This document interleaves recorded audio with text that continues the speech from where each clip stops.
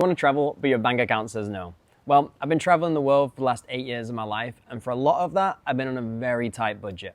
But I've not let that stop me from having the most amazing experiences and making the most incredible memories. Throughout my travels, I've discovered numerous ways where you can save money and explore the world without breaking the bank. And today, I'm going to share that with you. Let's start with accommodation. Other than flights, this is probably going to be one of your biggest expenses. There's a great opportunity to save money here.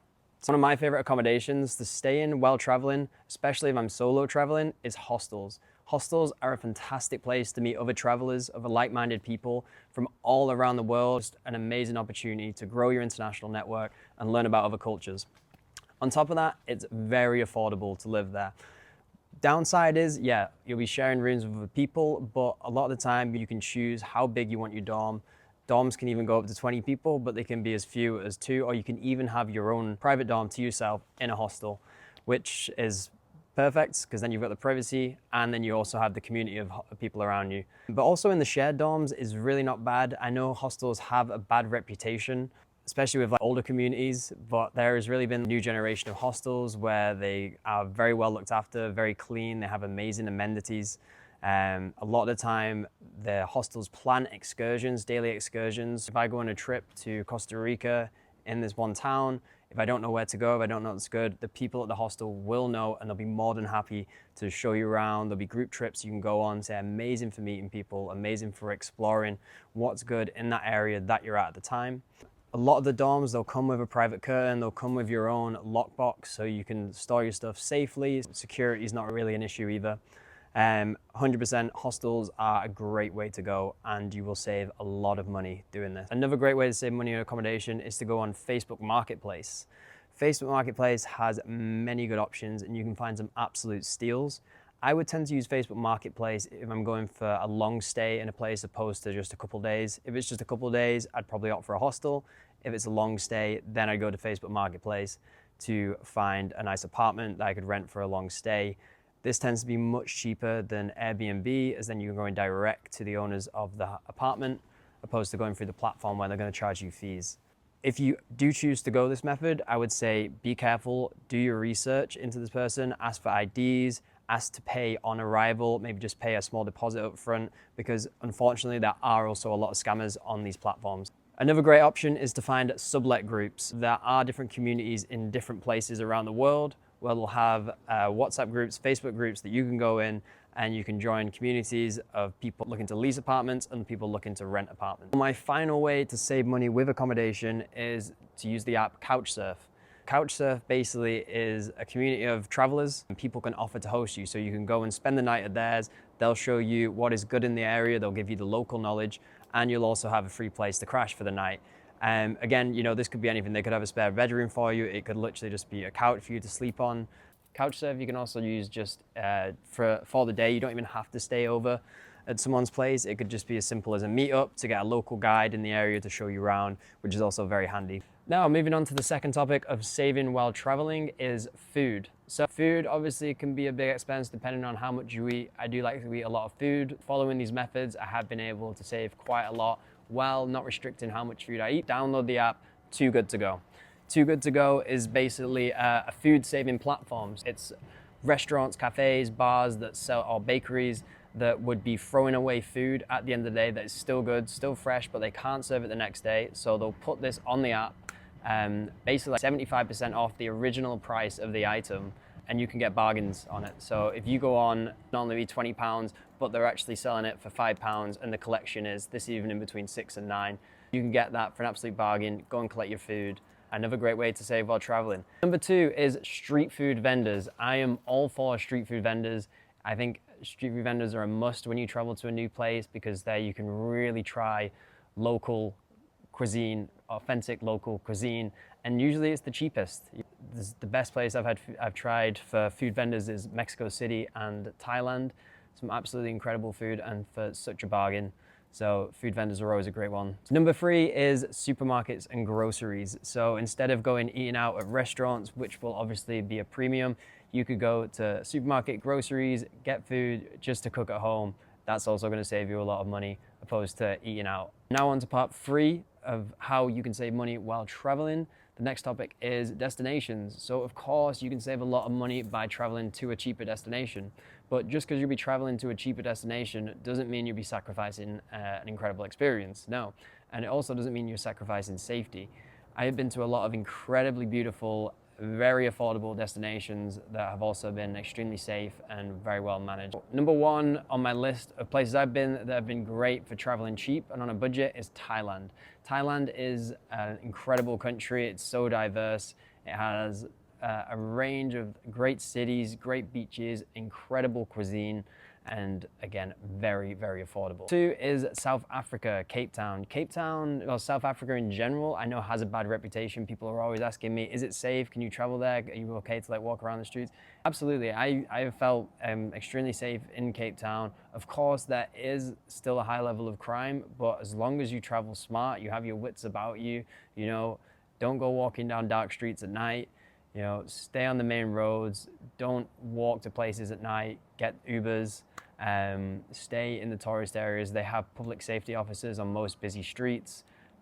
Don't go flaunting your phone, money, expensive items, keep that locked down, and I don't think you'll have issues there. South Africa was one of the most amazing countries I've been to. Such a diverse landscape, incredible people, amazing wildlife, great hiking areas, incredible beaches. It's just truly amazing. Cape Town in particular is such a beautiful city, one of my favorite cities I've been to. Table Mountain is really something to behold, and every side of Table Mountain has something different to it. There are, you know, the one side is more dry and rocky, the other side is way more diverse and has incredible variety of trees, plants. There's also wineries coming down one side of Table Mountain. The hikes up there are incredible. The views from the top are amazing. Cape Town is an absolute must. So next on my list is Colombia. Colombia is beautiful. It is a country that is just buzzing with life. Again, amazing beaches, great people, very warm, very welcoming, incredible biodiversity there as well. The city life is amazing. Okay, that's it for this part. Next up is transportation when in cities and how to save money there. My favorite transportation method is bicycle. Bicycles are so fun. Not only are they great exercise, they're usually relatively cheap. Most cities have a bike share program that you can just simply go download the app, unlock it with your phone using the QR code. They're very cheap, easy to get around. It's usually the fastest way to get around a city. Also, by doing this way, you're able to see so much of the place that you're traveling around. So it's great to get a good map in your head of the place and understanding of where everything is, opposed to going like on an underground system or like a subway where you're not going to be seeing where you're traveling. Whereas with a bike, you're going to be cycling around, you're going to be seeing places as you go by, you're going to be taking it all in.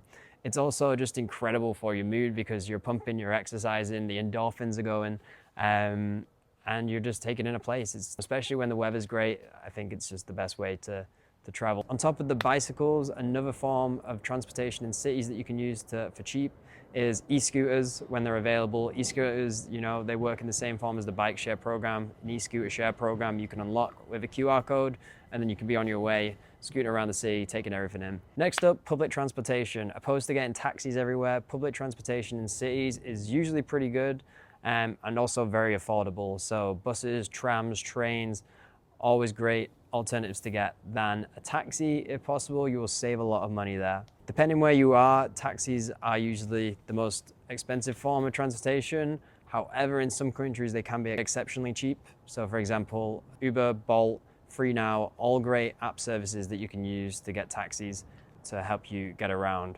But then again, not always the cheapest. Moving on to the next part of our video is part 5, saving money on flights. So flights are obviously usually the best way to get from country to country. Of course, trains are also a great method to use, but flights you can normally snag for the cheapest.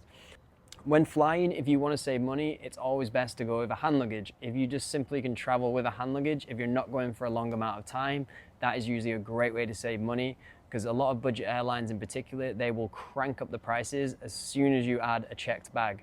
So if you don't have a checked bag and you just travel on with your carry-on case, you'll be able to save a great amount of money there. The limitation is you have fewer things, but I think it's great because it teaches you how to travel minimalistically.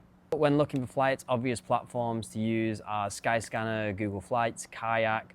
They can be great for looking up different flights to get you to a certain destination to find the cheapest route. Also a great little hack if you want to extend your travels and travel to a place in between where you're going to. If you look on Skyscanner, for example, and you search your destination, and if you see any flights with a layover through a certain country, that would indicate that there are cheap flights in between these two places. So for example, if I want to go to Barcelona from London, but there's actually a cheaper flight with a layover in Milan, then I could probably find flights going to Milan. I could stay there for a couple of days, then I could go over to Barcelona, flights to Barcelona, and probably fly for the same price that it would cost just to go London to Barcelona. Yet I've extended my trip and I've had some travel days in Milan as well as Barcelona. Another great way to save with your flight costs is to be flexible with your travel dates. So if you put some flexibility around when you're trying to fly opposed to specific dates, it's most likely you're going to be able to find a flight that's cheaper. Another great way to save on flight costs is to be flexible with your destinations. You could simply just go onto Google Flights, for example, and look for places to fly to for cheap. And then that is going to be the cheapest way for you to get away if you don't have a set destination in mind, and you can be flexible with that. The more flexible you can be with destination and flight dates, the more you'll be able to save.